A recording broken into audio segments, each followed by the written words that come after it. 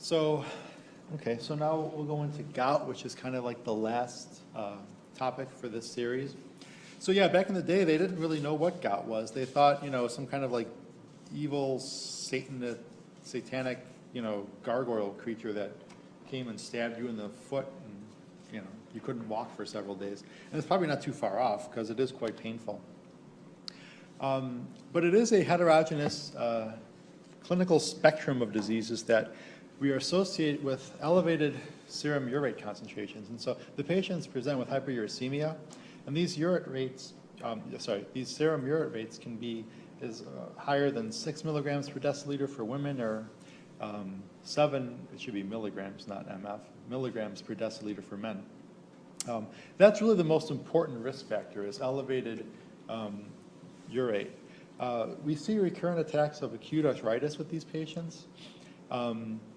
With the urate crystals within the synovium, you see monosodium urate crystals, and a lot of these crystals can be deposited in various joints and tissues. There's also a interstitial renal disease component of it, and of course a kidney stone component to it.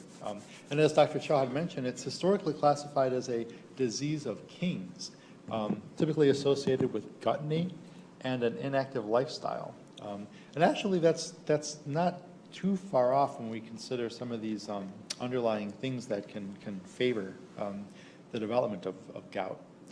We find it more commonly in the developing world, of course. We're lazier, right, than developed countries.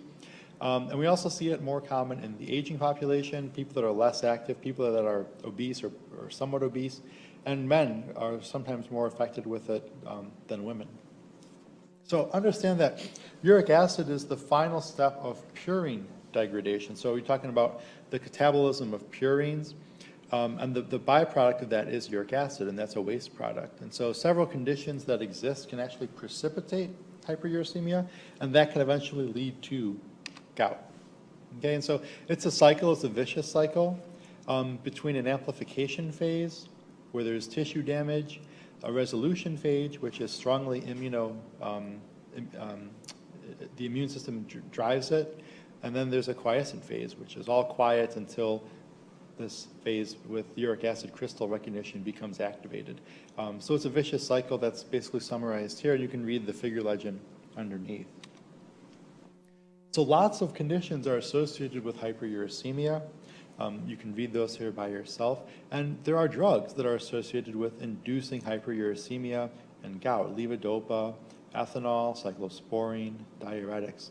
And so, for the patients that we try to manage, as Dr. Shah was alluding to, we see incidences of gout attacks being increased during the holidays, when people are stuffing themselves on all kinds of rich food. And what else do you do during the holidays? Because you're with your families. You drink, right?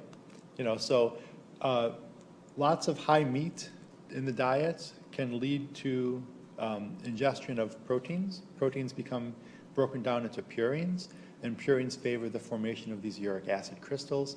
Having particularly beer on board, but also other ethanols, can exacerbate the production of uric acid and lead to a gout attack. All right. So gouty arthritis is produced by the deposition of these uric acid crystals within the joint, and that's in response to the hyperuricemia that exists. And then there's an acute inflammatory episode that produces the pain, swelling, and inflammation that we see, that the patients complain about, that basically reduce their ability to walk and stand and essentially be functional.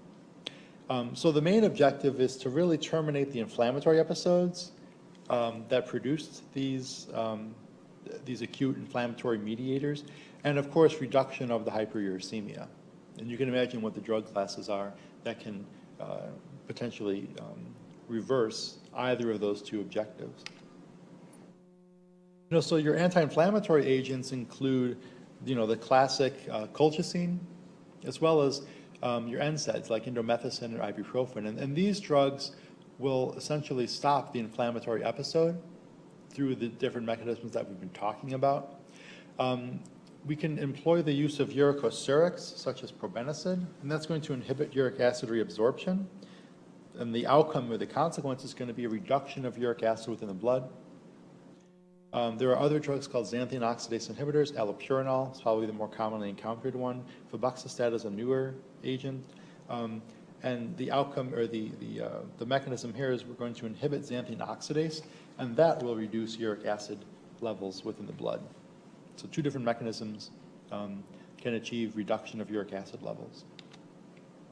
And this is kind of a nice summary chart of different pathologic processes that drive or exacerbate gout and the drug classes as to where they inhibit. And so we'll pull this apart in various examples throughout this lecture, and you can come back to it to review. So with the goal of terminating the inflammatory response, the nice thing about this is that it offers essentially immediate relief of the gout attack. And the main agents that are used, that are employed in this objective include ibuprofen. We don't really want to give aspirin because there's a renal component to that. We'll kind of describe that in more detail on the next slide. Other drugs that are successful at terminating the inflammatory episode include colchicine, which is an anti-inflammatory, of course.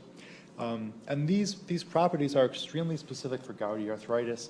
We typically see patients taking colchicine within the first 12 hours of the initiation of the gout attack, and they can feel this attack coming on. The joint gets stiff, pain starts to occur, and the patients have experienced this before. They know that gout is imminent.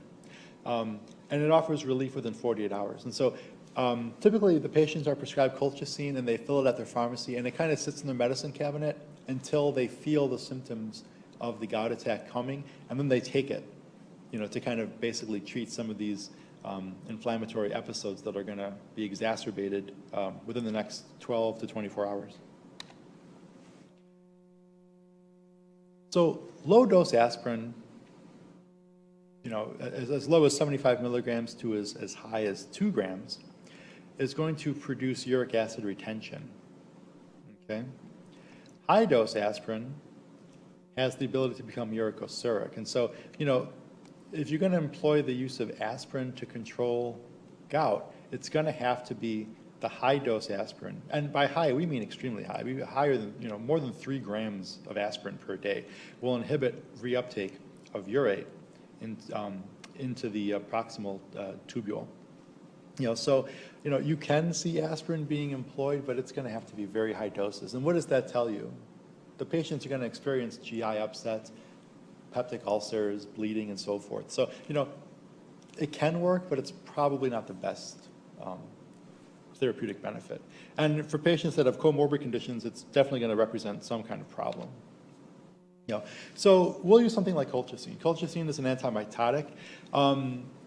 We've talked about colchicine as an anti-inflammatory or immune suppressant type drug, but it is an antimitotic in the classical sense, and it's very, very useful in these early phases of an acute gout attack.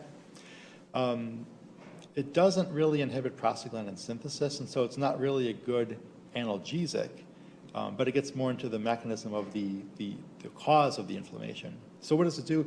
Mechanistically, it binds to tubulin, and it's going to inhibit that microtubule formation. Okay, that's going to inhibit the granulocytes' ability to be motile. And so if you inhibit that, you're going to decrease phagocytosis, you're going to decrease the release of granules, you're going to decrease the lysis of the granulocytes, and of course, the main therapeutic benefit is going to be a reduction of cytokine release, which, remember, the cytokines are going to be the driving force of further immune cell recruitment into the gouted joint. So you can use this for relief of inflammation in the acute phases.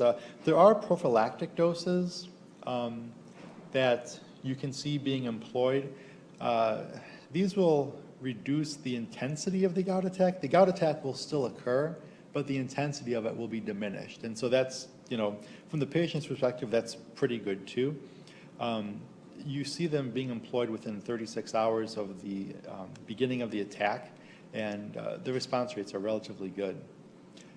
For years, it was used off-label with no FDA indication at all. There was a clinical trial called AGREE, and there's the trial number there at the bottom, and that basically showed that the low-dose colchicine was very effective, and then there's a specific regimen in terms of the regimen and then the number of side effects that you can see as an outcome of that. So there are patients that will take colchicine daily as a prophylactic, but there's going to be side effects to that. And so the better option would be to get them on something else to reduce the severity of the attack and have colchicine as kind of like a backup for when these episodes start to manifest themselves to quickly reduce and alleviate some of this pain and symptoms. Lots of side effects. GI is the most common, including diarrhea, also abdominal pain. Remember, it does inhibit mitosis, so there's going to be bone marrow depression. It can produce alopecia. It can produce peripheral neuritis. In terms of the acute toxicity, you can see hemorrhagic gastroenteritis. You can see damage of the vascular networks, as well as a little bit of paralysis from the CNS component. So I mean, not a wonderful drug to be on for long periods of time, but definitely a good drug to be on for acute phase attacks. So the other therapeutic goal was to reduce hyperuricemia. And so what do we want to do? We want to get rid of uric acid. So you want to deplete that uric acid pool, and that will essentially prevent future attacks. And you can also dissolve the existing crystals. And so one way to do that is to inhibit xanthine oxidase. And that's the final pathway, the final enzymatic pathway as you go from purines down to uric acid. And you can inhibit that pathway with allopurinol. And so obviously the system then will produce less uric acid. Less uric acid means less uric acid deposition into the joints, meaning less incidences of a gout attack. So allopurinol is classically termed a suicide inhibitor, a xanthine oxidase. And remember, that's that final pathway that I said earlier. And so essentially when you use this type of drug, you get more water-soluble uric acid, and it can leave the system via the kidneys as opposed to accumulate within the bloodstream, causing problems. So allopurinol is really the good drug to use for maintenance. And so you'll have the patients on allopurinol for long periods of time, and this will be good for the chronic grout. I need to actually grout my kitchen. That's what I'm thinking of for the weekend. Useful in treatment of chronic gout, and you can combine it with colchicine during these flares, and that'll reduce the incidence and the severity of these acute attacks. So my mom has gout, or grout, and she's on long-term allopurinol use, and so during the holidays when she's eating all, turkey and roast beef and ham and all these other, real protein-rich foods, she knows that she should have a bottle of colchicine filled, ready for when these acute attacks come on. All right. Allopurinol is not without its side effects, though. You've got nausea and vomiting, diarrhea, bone marrow depression as well. Some patients do experience some hypersensitivity reactions after many, many months or years of usage. And of course, there are drug-drug interactions as well, particularly with anticoagulants and probenecid. So febuxostat, which is a fun word to say, is a new inhibitor of xanthine oxidase. It's a little bit more effective at reducing uric acid blood levels, and this may occur without a reduction in gout flares. I keep saying grout, Jesus. Clinical trials indicate that there's really not a need to dose adjust the patient, which is really nice if they have any kind of renal or hepatic impairment. So if there's comorbid conditions of renal insufficiency or hepatic insufficiency, this drug is extremely safe for those patients. And again, this would be great for patients who cannot tolerate, for whatever reason, allopurinol. And side effects are listed there. So as we go from hypoxanthine, this is a little cloudy, sorry about that. As we go from hypoxanthine to xanthine to uric acid, xanthine oxidase is the enzyme that can convert both of these intermediates into uric acid. So both allopurinol and febuxostat inhibit xanthine oxidase here and here, thereby reducing the accumulation of xanthine as well as the accumulation of uric acid. All right. Other drug groups that we're going to talk about include the reduction of the crystal's ability to have an inflammatory response, which we said were NSAIDs, steroids, colchicine, and other drugs such as IL-1 inhibitors, which we talked about in RA.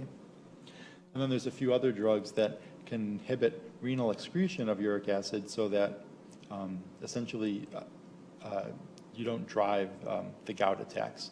And then resburicase is a new drug class that basically inhibits the production of uric acid to make allantoin, which we'll discuss in a few minutes.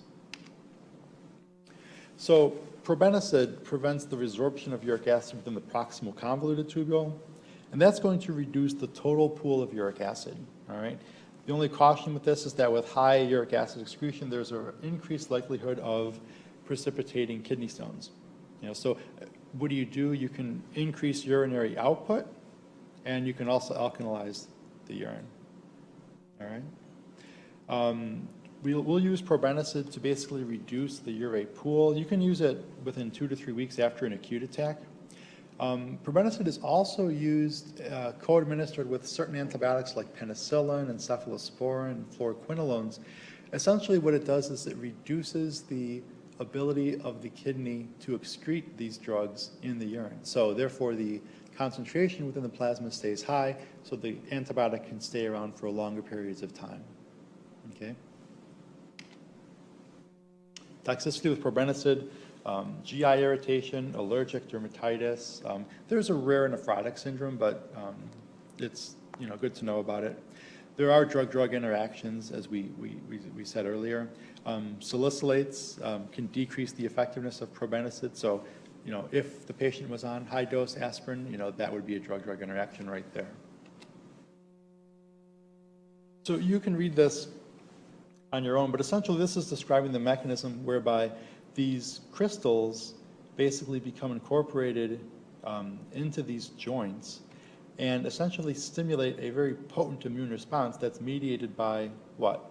IL-1. So again, see where this IL-1, which remember is a pro-inflammatory cytokine, can actually drive progression of a disease. This is basically justification for implementing IL-1 specific targeted therapies in management of gout.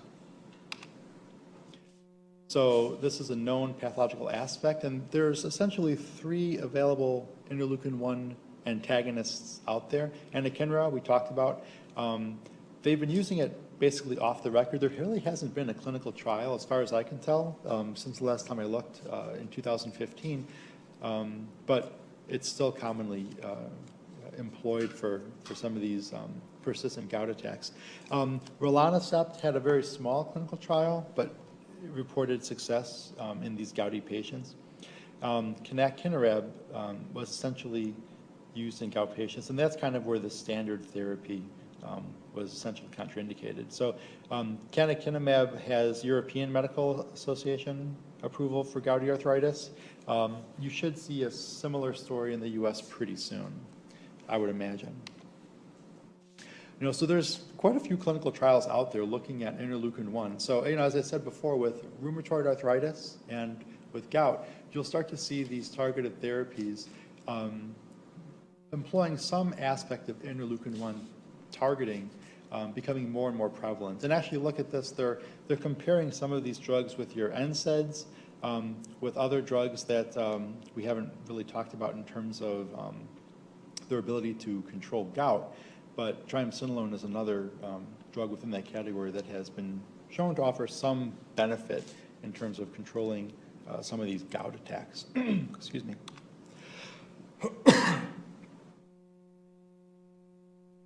So the way uric acid gets absorbed is really through these organic anion transporter proteins, and there's several different kinds within the renal system. Probenecid and some other drugs have the ability to inhibit that. And so what you can do is you can actually inhibit the ability of uric acid to be reabsorbed and basically shunt it into the kidney so that you essentially pee it out. Another drug category that's coming out is resburicase, and it's actually not a drug. It's an enzyme. It's a protein. It's a recombinant form of the enzyme urate oxidase. And so what happens here is that it catalyzes the oxidation of uric acid into allantonin, which is essentially inactive and it's soluble. And so this is really good because now you can essentially convert uric acid into something that has no pathologic consequence, all right? And that'll offer some relief, because remember, that's the thing that's really driving this gout formation. You can see this in a couple of different indications, which are described here. There's also an indication for this type of drug in cancer therapy, addressing the tumor lysis syndrome. But generally, we see a dramatic reduction in plasma uric acid levels within 24 hours. And so you see a reduction of 70 to 90% of uric acid coming out within the first day of therapy. But there might be a hypersensitivity reaction, including an anaphylactic type reaction, which you have to be aware of. There is a risk if the patient has a G6PD deficiency. So therefore, now they're recommending that if you're going to initiate patients on resburicase, you should screen them because you don't want to have hemolysis syndrome. Patients of African or Mediterranean ancestry have this component to them, so it's something to kind of be aware of. And there's some assay differences with this drug that would really be used in the management of these patients that you can read about. There's a few new agents that are in the pipeline. The first one, our halofenate, is made by CymaBay. It just completed phase 2 clinical trials, and so you'll start to see these types of drugs coming out in the next couple of years. These drugs lower serum uric acid by essentially blocking that uric acid transporter within the kidney, and this leads to a relatively high increased excretion of uric acid into the urine. They've been looking at it in terms of a combination type regimen with febuxostat. Only reason I know this is because my cousin-in-law works here, and he was touting the usefulness of this drug at our Christmas party a couple months ago. So this, I don't even know if it's even in the newspapers yet. You know, so what I kind of summarized here is if you've got a situation where, you know, you've got a compounding or comorbid condition, there's going to be some limitations to pharmacotherapy. So, you know, let's take renal insufficiency. So if you've got a patient that has gout and they're renally compromised for whatever reason, NSAIDs are probably going to be a tough therapeutic benefit because they're going to exacerbate some of that renal damage. All right? And so the alternative is, well, you can use colchicine, but you should maybe reduce the dose. You can employ corticosteroids for these acute flares. If the patient has, you know, a history of peptic ulcer or some type of GI inflammatory disease, colchicine may actually cause a little bit more GI upset, so maybe you might want to rely on corticosteroids. And so, you know, I know from when we talked about some of the nuances in the cardiovascular unit, you guys were kind of craving knowing, you know, the judgment calls in terms of which drug would be better. For this particular lecture series, it's a small lecture. I'm not going to beat this to a dead horse, but here's kind of the information so that I know there's a little bit of disparity when you look at all these different drug classes and, you know, one disease. So this is something that, you know, hopefully you can kind of use in your arsenal in terms of how you might approach some of these cases when you see them. But, you know, for where we are at this point, we just want you to know the major drug classes for these diseases and what the molecular target is and why it's a molecular target in terms of the pathogenesis. Okay. You know, so in terms of gouty arthritis, this is a really nice kind of a summary diagram basically showing the inflammatory component and the essential, you know, molecular targets for each of these drug classes. So I really like this kind of slide as a kind of a summary thing. As you're studying, you can kind of trace through all of the different pathways and see where some of these drugs will have the most therapeutic benefit. Obviously of note are the IL-1 or the anti-IL-1 therapies, corticosteroids, which we didn't really get into, but, you know, have some clinical use in the management of gout, colchicine, of course, looking at the vascular endothelium, as well as NSAIDs mediating or inhibiting the inflammatory mediators that are driving some of these reactions against these crystals. Okay. So that's it in terms of inflammation, rheumatoid arthritis,